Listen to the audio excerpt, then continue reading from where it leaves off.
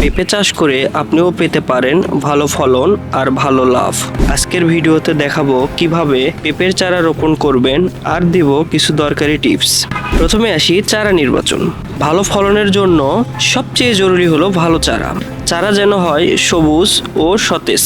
চারাতে 4 থেকে 5টি পাতা থাকবে এবং বয়স হবে 30 থেকে 45 দিনের মধ্যে। চারা যদি হাইব্রিড জাতের হয় তাহলে দ্রুত ফল আসে এবং ফলনও বেশি হয়। চারা নেওয়ার সময় খেয়াল রাখবেন যেন গাছটা রোগমুক্ত হয়, পাতার দাগ না থাকে।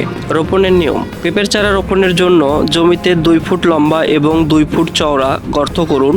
প্রতি গর্তে 5 থেকে 7 কেজি জৈব সার বা ভার্মি কম্পোস্ট দিন। চারা রোপণের সময় শিকড় যেন ভাঙে না, এটা খুব গুরুত্বপূর্ণভাবে খেয়াল রাখুন। একটি গাছ থেকে আরেকটি গাছের দ্রুত 6 থেকে 7 ফুট রাখবেন। পরিচর্যা। গাছের চারপাশে আগাছা পরিষ্কার রাখতে হবে যেন গাছের খাবারের অভাব না পড়ে। বর্ষাকালে পানি জমে থাকলে গাছ নষ্ট হতে পারে, তাই আপনি পানি নিষ্কাশনের ব্যবস্থা রাখবেন। রোগবালাই ও সমাধান। পেঁপেতে সবচেয়ে বেশি হয় পচন রোগ, পাতা কুঁকড়ে যাওয়া রোগ বা সাদা মাকড়ের আক্রমণ।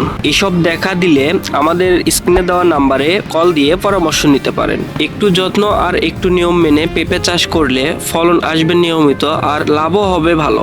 আজই শুরু করুন আপনার জমিতে পেঁপে চাষাবাদ। ভিডিওটি ভালো লাগলে শেয়ার করুন আর সাবস্ক্রাইব করতে ভুলবেন না। ধন্যবাদ সবাইকে।